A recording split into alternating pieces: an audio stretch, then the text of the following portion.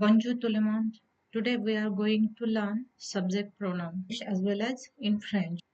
Subject pronoun क्या है और हम इसको कैसे यूज करते हैं, आज के सेशन में हम ये सीखने वाले हैं। पहली बात, subject pronoun is the word that used to replace noun. To replace noun.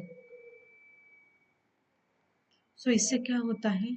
Avoid repetition. Avoid repetition. ये जैसे मैं आपको एक सिंपल एग्जांपल देती हूँ। एप्पल गोल है, एप्पल रेड है, एप्पल स्वीट है, Apple etcetera etcetera. Every time Apple word is repeated. तो ये जो रिपीटेशन है वो अवॉइड करने के लिए हम एप्पल की जगह सब्जेक्ट प्रोनाउन को उससे रिप्लेस कर देंगे। ये पहली बात हुई। सेकेंड बात, subject pronoun is categorize into two group, singular and plural.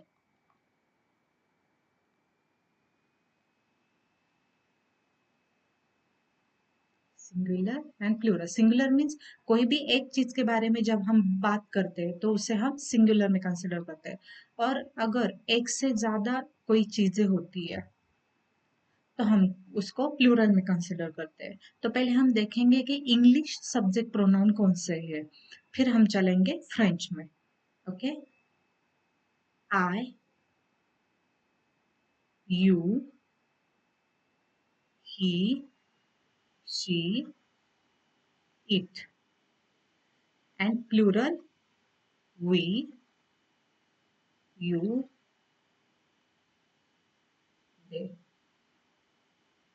अभी ये हम कहाँ पे और कैसे यूज करते हैं, नेक्स्ट सेशन में हम इसके एग्जाम्पल देखेंगे।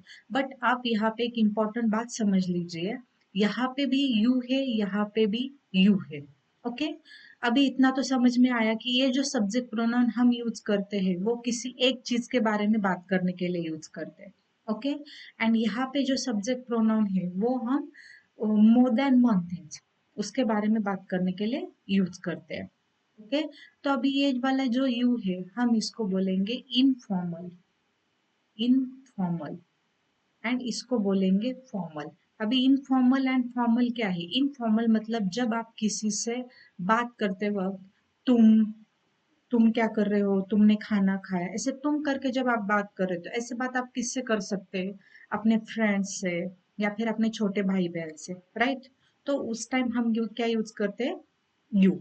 ये हुआ इनफॉर्मल। अभी फॉर्मल क्या? जब आप किसी ऑफिस में काम कर रहे हो तो आप आपके सर के साथ या फिर आपको मेल लिखना है, आपको कोई डॉक्यूमेंट रेडी करना है, तो उसमें जो यू आप लिखते हैं वो मतलब कि आप एक रिस्पेक्टफुल वर्ड यूज कर रहे हो। जैसे आपको किसी से बात करनी है, आप कहाँ गए थे, आपने खाना खाया, आपकी तबीयत कैसी है, जैसे तुम और आप, this is the big difference.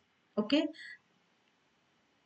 So this you is considered formal. Okay, both have same singular you and plural you in English. But ये मैंने आपको यहाँ पे क्यों explain किया? In French, in French, they have a different subject pronoun, singular and plural. दोनों भी यहाँ पे डिफरेंट यूज किए गए। वो कैसे, वो हम अगले सेशन में देखेंगे। पहले आप ये समझ लो कि यहाँ पे हमने informal and formal, singular and plural subject pronoun कैसे यूज किया है। ओके, अभी हम चलेंगे फ्रेंच में। French same singular and plural. तो अभी फ्रेंच में सिंगुलर सब्जेक्ट प्रोनाउन कौन से है? जो, tu, je, tu, il, elle, on. And plural, nous, vous, ils, else.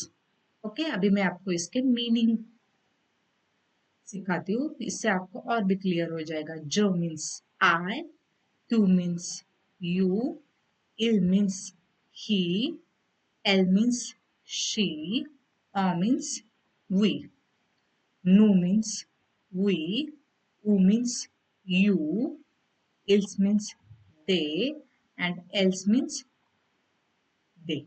अभी आपको ये तो समझ में आया होगा, informal, formal, formal, informal. Okay, ये आपको से समझना है।